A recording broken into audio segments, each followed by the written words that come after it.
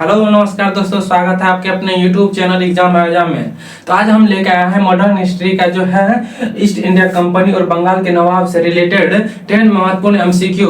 अगर आप Bihar police, SSC, railway, banking या फिर अन्य प्रतियोगी परीक्षाओं की तैयारी कर रहे हैं तो आप लोग के लिए बहुत ही सफिशिएंट है। तो आज आइए बिना किसी देरी का आज क्लास शुरू करते हैं। आज की क्लास का होमवर्क करने वाला है अंग्रेज ने भारत पर लंबे समय तक राज कैसे किया। इसका आंसर आप लोग कमेंट बॉक्स में बताएंगे और जो इसका आंसर कमेंट बॉक्स में बताएंगे उसका नाम अगली क्लास में हम जो है उसका नाम लेंगे और ये हो सकेगा तो यहाँ पर उसका पॉपअप की तरह दिखाएंगे भी। ठीक है, तो बिना देरी का चलिए आज क्लास शुरू करते हैं। उम्मीद करते हैं कि वीडियो सब सही चल रहा होगा। देखिए क्वेश्चन नंबर 1 की बात करें तो क्वेश्चन नंबर 1 में क्या कर रहा है, भारत में ब्रिटिश साम्राज्य का संस्थापक किसे माना जाता है। बताइए, भारत में ब्रिटिश साम्राज्य के संस्थापक किसे माना जाता है। देखिए, जब भी हम कोई क्वेश्चन करते हैं तो पहले वीडियो को पॉज करके आप उसका आंसर कमेंट बॉक्स में बताइए, उसके बाद जो है मेरा आंसर देखिएगा। इससे क्या होगा कि थोड़ा माइंड जो है उसको रिकॉल करने का कोशिश करेगा। अगर रिकॉल कर लिया तो उम्मीद दिलाते हैं आप लोगों को कि ये अधिक से अधिक समय तक क्या होता है, याद रहता है। इसलिए आप लोग को जो है थोड़ा अपना हाथ चलाना है और दिमाग को भी क्या सोचने पर मजबूर करना है। जो भी क्वेश्चन करते हैं पहले कमेंट बॉक्स में आंसर जरूर बताइएगा। हम उम्मीद करते हैं कि आप लोग इसका आंसर कमेंट बॉक्स में दे दिए होंगे। देखिए, अगर हम बात करें इसका तो भारत में ब्रिटिश साम्राज्य के संस्थापक किसे माना जाता है, याद रखिएगा रॉबर्ट क्लाइव को। किसको? रॉबर्ट क्लाइव को। बहुत इंपॉर्टेंट है। अगर आप लोग किसी भी कॉम्पिटिटिव एग्जाम की बात तैयारी कर रहे हैं तो ये आप लोग के लिए जो बहुत सफिशिएंट है। ठीक है, रॉबर्ट क्लाइव। ठीक है, रॉबर्ट क्लाइव को जो है भारत में ब्रिटिश साम्राज्य के संस्थापक माना जाता है। याद रखेंगे, बहुत इंपॉर्टेंट है। अगर अगली क्वेश्चन की बात करें, क्वेश्चन नंबर 2 में देख क्या कर रहा है, बक्सर की लड़ाई कब हुई। बताइए, बक्सर की लड़ाई कब हुई। उम्मीद करते हैं कि आप लोग इसका आंसर कमेंट बॉक्स में दे दिए होंगे। तो चलिए अब हम बात करते हैं। देखिए, अगर हम इसका बात करें बक्सर की लड़ाई कब हुई तो याद रखिएगा कब, 1764 ईस्वी में। कब? 1764 ईस्वी में। किसके मध्य हुआ? अवध के नवाब सिराजुद्दौला और मुगल सम्राट शाह आलम द्वितीय के बीच में जो है ये बक्सर की लड़ाई हुई। कब? 1764। ठीक है, अगर क्वेश्चन नंबर 3 की बात करें तो देखिए, बक्सर की लड़ाई के बाद कौन सा संधि हुआ। यानी बक्सर की जो लड़ाई हुआ 1757 में सिराजुद्दौला और मुगल सम्राट शाह आलम द्वितीय के बीच में, तो किस संधि के माध्यम से जो है उस युद्ध को समाप्त किया गया। बताइए। तो उम्मीद करते हैं कि आप लोग बता दिए होंगे। चलिए इसका बात करेगा हम, जो बक्सर की लड़ाई के बाद कौन सा संधि हुआ तो याद रखिएगा इलाहाबाद। कौन सा? इलाहाबाद की संधि। इलाहाबाद की संधि हुआ। ठीक है, इसके माध्यम से जो है बक्सर की लड़ाई को समाप्त कर दिया जाता है।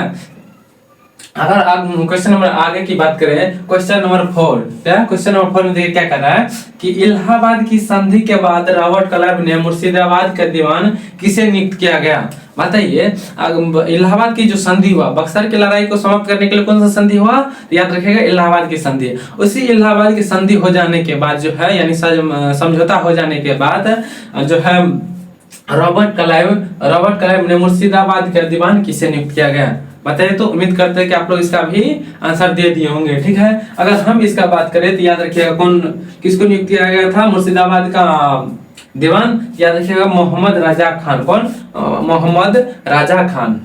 मोहम्मद लिख लीजिए, मोहम्मद राजा खान। राजा नहीं, राजा खान।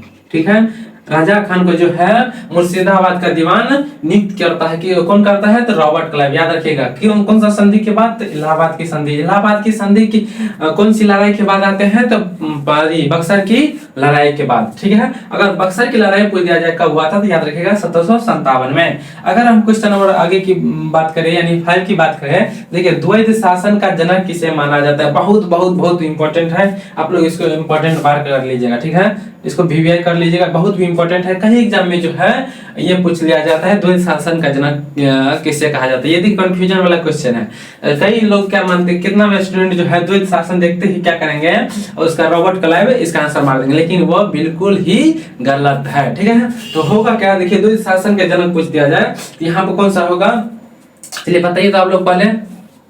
जो कंफ्यूजन है उसको अभी दूर करेंगे। द्वैत शासन का जनक किसे कहा जाता है और बंगाल में द्वैत शासन का जनक किसे कहा जाता है, ये दोनों क्वेश्चन अलग है, ठीक है।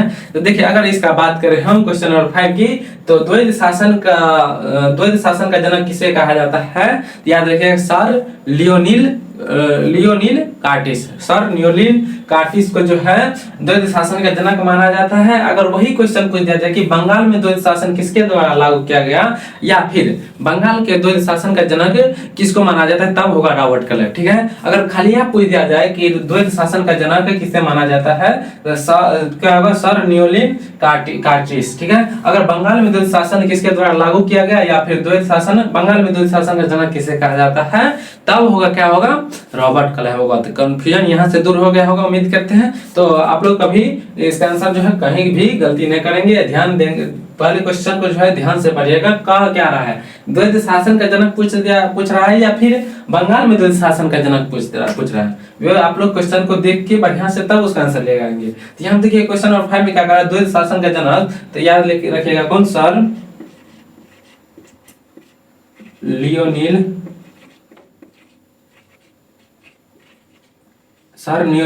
कार्टिस।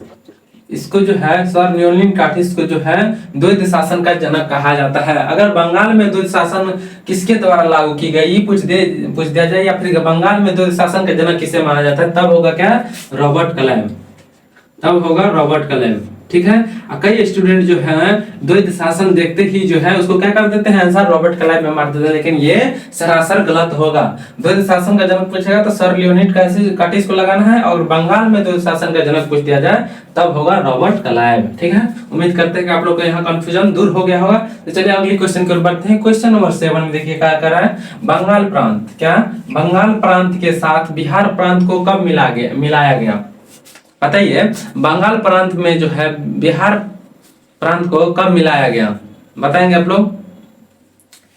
उम्मीद करते हैं कि आप लोग बता देंगे। बंगाल प्रांत के साथ बिहार प्रांत को कब मिलाया गया, याद रखिएगा 1733 में। कब, 1733 में, सॉरी 1733। ये बिहार एग्जाम के लिए जो है बहुत इंपॉर्टेंट है। बिहार पुलिस ले लीजिए या बीपीएससी ले लीजिए, या कहीं बिहार से रिलेटेड जो भी ये एग्जाम लिया जाएगा जो स्टेट वाइज, बिहार स्टेट का, तो उसमें ये बहुत इंपॉर्टेंट है क्योंकि ये बिहार के बारे में बात की गई है। तो याद रखिएगा बंगाल प्रांत के साथ बिहार प्रांत को कब मिलाया गया, तो 1733 में। किसके द्वारा, तो शुजाउद्दौला के द्वारा। किसके द्वारा, शुजाउद्दौला के द्वारा जो है बंगाल सूबे के साथ में जो है बिहार सूबे को मिला लिया जाता है शुजाउद्दौला के द्वारा, ठीक है। अगर क्वेश्चन नंबर आगे की बात करें, क्वेश्चन नंबर 8 की, तो क्वेश्चन नंबर 8 में देख क्या कर रहा है, किसने बंगाल में महलवारी बंदोबस्त प्रणाली शुरू की, क्या कर रहा है क्वेश्चन में देखिए, किसने बंगाल में महलवारी बंदोबस्त प्रणाली शुरू की, बताइए किसने जो है महलवारी बंदोबस्त शुरू की। अगर हम इसका बात करें तो ये भी समझिए बहुत इंपॉर्टेंट है, कई एग्जाम में जो है बार बार पूछा जा चुका है, ठीक है। याद रखिएगा बंगाल में महलवारी बंदोबस्त की बात करें तो याद रखिएगा कौन, होल्ट मैकेंजी ने महलवारी बंदोबस्त प्रणाली शुरू की थी, मैकेंजी, ठीक है, होल्ट मैकेंजी, याद रखेंगे। अगर क्वेश्चन नंबर 9 की बात करें तो ये क्वेश्चन नंबर 9 में क्या कर रहा है, पलासी के युद्ध कब हुई। बक्सर का युद्ध देख लिए, अब देखना है पलासी के युद्ध। देखिए बक्सर के युद्ध से पहले ही पलासी युद्ध होता है, तो कब होता है, तो आप लोग बताइए। अगर हम बात करें इसका आंसर आप लोग कमेंट में बता दिए होंगे। देखिए हम बात करते हैं तो पलासी के युद्ध कब हुआ था, 1757 में। 1757 बक्सर की लड़ाई कब हुई, तो 1764 में। अगर पलासी का युद्ध कब हुई तो पूछ दिया जाए तो 1757 में। कब, 1757 में जो है पलासी का युद्ध होता है, ठीक है। अगर क्वेश्चन नंबर 10 की बात करें तो पलासी का युद्ध किस नदी के तट पर हुआ, बताइए आप लोग कि क्वेश्चन नंबर 10 में क्या है, पलासी का युद्ध किस नदी के तट पर हुआ। इससे पहले आप लोग इसमें पलासी के युद्ध और बक्सर के युद्ध में कंफ्यूजन नहीं होइएगा कि देखिए पलासी का युद्ध पहले होता है, उसके बाद बक्सर बाद में होता है। इसको याद रखने का ट्रिक क्या है, देखिए पहले यहाँ पर शुरुआत किससे होता है, प से होता है, ठीक है। यहाँ पर शुरुआत होता है ब से, तो पहले ब आता है या फिर ब आता है, पहले प आता है या फिर ब आता है, पहले प आता है प से पलासी। पलासी मतलब 1757 ईस्वी में युद्ध होता है, और बक्सर बक्सर का युद्ध कब होता है? 1764 में। इसलिए इन दोनों में कंफ्यूजन नहीं होना है। प से शुरू हो रहा है, यानी प पहले आता है ब से, तो पलासी का युद्ध पहले होगा बक्सर से। तो पलासी का युद्ध कब? 1757 में। अब बक्सर की लड़ाई की बात करें तो 1764 में। ठीक है। अगर इसका बात करें पलासी के युद्ध किस नदी के तट पर हुआ, याद रखिएगा पलासी नामक जगह पर, पलासी नामक जगह पर, ये कहाँ पड़ता है पलासी? तो बंगाल में, बंगाल में पड़ता है पलासी नामक स्थान। ठीक है, वहीं पर पलासी नामक युद्ध हुआ। अगर पूछ दिया जाए यहाँ पर पूछ रहा है किस नदी के तट पर, याद रखिएगा भागीरथी नदी पर, भागीरथी नदी के तट पर। ठीक है, पलासी के युद्ध किस नदी के तट पर पूछ दिया जाए तो याद रखिएगा भागीरथी नदी के तट पर। किस स्टेट में? तो याद रखिएगा बंगाल में। कौन सा नामक स्थान पर? तो पलासी नामक स्थान पर। इसी स्थान के नाम पर जो है इसका युद्ध, पलासी का युद्ध पड़ गया। ठीक है। अगर क्वेश्चन नंबर 11 की बात करें जो आप लोग के लिए जो है होमवर्क के तौर पर रहेगा, इसका आंसर जो भी कमेंट बॉक्स में बताएंगे उसका नाम अगली क्लास में हम उसका नाम लेंगे और हो सकेगा तो पॉपअप की तरह यहाँ पर दिखलाने का भी कोशिश करेंगे। तो उम्मीद करते हैं कि आप लोग सब इसका आंसर कमेंट बॉक्स में देंगे। क्वेश्चन नंबर 11 क्या करा है? अंग्रेज ने भारत पर लंबे समय तक राज कैसे किया? मतलब अंग्रेज जो भारत पर लंबे समय तक राज किया, कौन सा कथन दिया था, उसका कौन सा कथन था जिस कथन के कारण जो है वो भारत में लंबे समय तक क्या कर रहे थे? राज किए। तो बताएंगे आप लोग इसका आंसर कमेंट बॉक्स में बताएंगे। तो उम्मीद करते हैं कि आज की क्लास बहुत ही आप लोग को अच्छा लगा होगा। तो दोस्तों 10 में से आपका कितना सही हुआ, अपना स्कोर जरूर कमेंट बॉक्स में बताइएगा। अगर आप लोग को वीडियो पसंद आया होगा वीडियो को लाइक और अपने दोस्तों के साथ शेयर जरूर कीजिएगा और एक प्यारा सा कमेंट जरूर कीजिएगा ताकि हम भी अंदर से मोटिवेट हो सके और आप लोग के लिए आगे भी ऐसे ही मेहनत करते रहें।